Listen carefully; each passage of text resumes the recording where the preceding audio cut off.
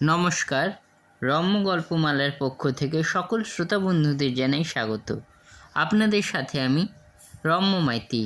আজ শোনাতে চলেছি সাহিত্যিক নীরেন্দ্রনাথ চক্রবর্তীর লেখা কবিতা ফিরিলে বাঁচি। অঙ্কনে গৌতম দাশগুপ্ত। কবিতা পাঠে আমি রম্য মাইতি।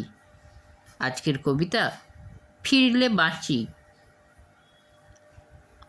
নামার কথা ছিল আমার আগ্রা স্টেশনে, তার বদলে ঘুমের ঘোরে নেমেছে কোনখানে? এটাই আগ্রা কিংবা অন্য তালুক মুলুক কিনা? অন্ধকারের মধ্যে তো তার হদিশ পাচ্ছি না। এ জায়গাটার নাম কি দাদা? শুধাই বলুন কাকে? জনমনীষীহীন তল্লাট রেললাইনের বাঁকে। তেপান্তরের মাঠের মধ্যে দাঁড়িয়ে আছি একা, মাথার উপর এক ফালি চাঁদ যাচ্ছে শুধু দেখা।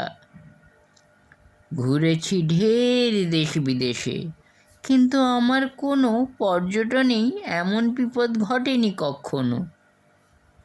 আগ্রা দেখতে এসে আমার ফ্যাসাদ বাঁধল কিয়ে, কলকাতাতে ফিরলে বাঁচি প্রাণটা হাতে নিয়ে। কেমন লাগলো আজকের কবিতা? কমেন্ট বক্সে অবশ্যই লিখে জানান। কবিতাটি ভালো লাগলে লাইক এবং শেয়ার করতে ভুলবেন না।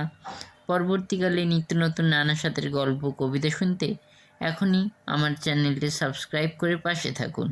ধন্যবাদ।